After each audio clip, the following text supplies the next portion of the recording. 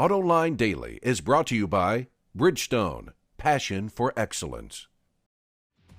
This is Autoline Daily for Tuesday, the 28th of September, 2010. Again, I'm Rod Meloni, business editor at WDIV Local 4 News here in Detroit. Fasten your seatbelts. Here's the latest news from the global automotive beat. Wards reports that GM Vice Chairman Tom Stevens is giving torque lovers something to look forward to. He said the automaker plans to offer a midsize car in the U.S. with a diesel engine. Yes, a diesel engine.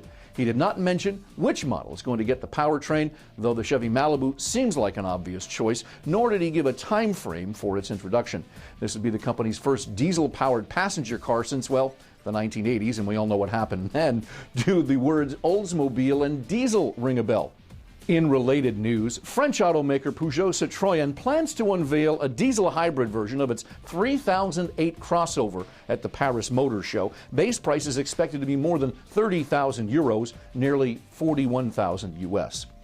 Chrysler's Mopar division is introducing an aftermarket vehicle tracking system. The technology allows drivers to locate their vehicle if it gets stolen, set speed and distance restrictions to keep tabs on those teenage drivers, for instance, and much more. It works off a small GPS receiver that mounts behind the dashboard. The module costs $460 plus installation. 3 different service plans are offered. The base is free. The silver plan, which adds a few extras, costs $150 a year, while the gold plan, with all the bells and whistles, is $250 annually. This fall, Volkswagen's Touareg is celebrating its 9th birthday, and since it was getting a whole new facelift, the company decided to deliver a new twist with it as well. And that twist came in the shadow of the Ligurian Alps near Nice, France. Now that's some tough Autoline Daily duty for you. VW showed journalists the all-new Touareg sports utility, but the bigger news unveiled this morning is the model now comes with a hybrid version. In fact, it's Volkswagen's first hybrid production vehicle of any kind. Company says the engine is supercharged, delivering the same V8 power as with the last Touareg, but in a new V6 engine with 23 combined miles per gallon to boot. But maybe the more interesting element here is the packaging for its hybrid technology. Most manufacturers start small and move hybrids up into their lineups. With VW, it's the exact opposite. Hybrid technology is very complex, it's very expensive, so it's easier to implement this technology first in a luxury car and then later on take some parts of this development, for example, in our Jetta.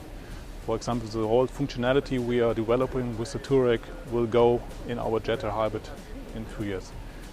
Right now, the new VW Touareg hybrid is on sale in Europe. It's going to be coming to the States before the end of the year. Right now, we don't have any pricing on it as of yet.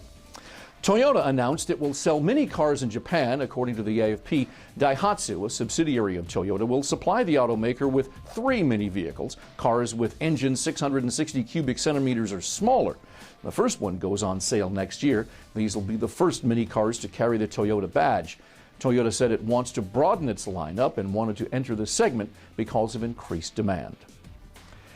The title for the world's fastest lawnmower is back in the USA, and well, I'm guessing most of you had no idea that it ever even left the country, but the title is back thanks to a guy by the name of Bobby Cleveland, who regained it after losing to British driver Don Wales. Earlier this year, Wales set the record at 87.8 miles per hour, but over the weekend, Bobby Cleveland set a new record of 96.6 miles per hour at the Bonneville Salt Flats. I just wish I could get one of these to mow my lawn. After a break, I want to give it to you straight with a few of my thoughts on the politics of the automotive bailout. Introducing Bridgestone's 3rd generation of run-flat tires with groundbreaking new Bridgestone technologies. Bridgestone run-flat tires offer improved ride comfort, lower rolling resistance, and improved wear while giving you the peace of mind and comfort you need. Finally, government motors was inevitable. President Bush pumped in billions before President Obama picked up the baton, running GM and Chrysler through the quick rinse bankruptcy car wash. John McCain would have done exactly the same thing, because adding 1 million auto workers to the unemployment rolls is politically unacceptable at any time. Yet, government motors brought us an unsavory byproduct, the politically embarrassing. Last month, I was there as President Obama visited Holland, Michigan for a ribbon cutting at the government-backed A123 battery factory where they're going to make the Chevy Volt batteries.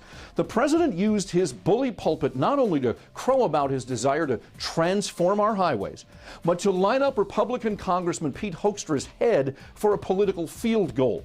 The congressman, then running for Michigan governor, sitting in his hometown in his own district, heartily kicked for attending the event while opposing the administration's economic policies. I was also there earlier this month in Livonia, Michigan, at the opening of yet another government-backed A123 battery facility. Most of Michigan's Democratic congressional delegation showed up. Michigan's Democratic governor, Jennifer Granholm, resoundingly sold the soap that the biggest lesson everyone learned during this crisis was the absolute necessity for government-private sector partnerships to keep the industry alive, as if R&D capital emanates from only one place, Washington, D.C. Agree or disagree, what came next gave us all reasons to hope that government motors will soon disappear. The phone rang, and I mean, yes, the phone rang, interrupting the governor. It was the President of the United States, just happening to call into the news conference, turning a news conference into a midterm election year political rally. Let's get real. Recent industry studies show the electric car is at least one full technological generation away from real viability. When an interesting century-old idea, it is far from certain success.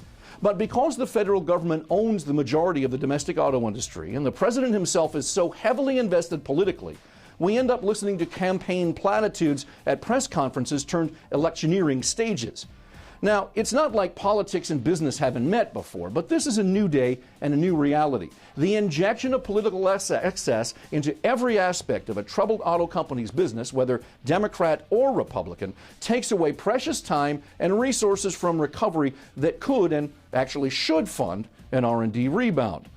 But more than anything, it's just embarrassing.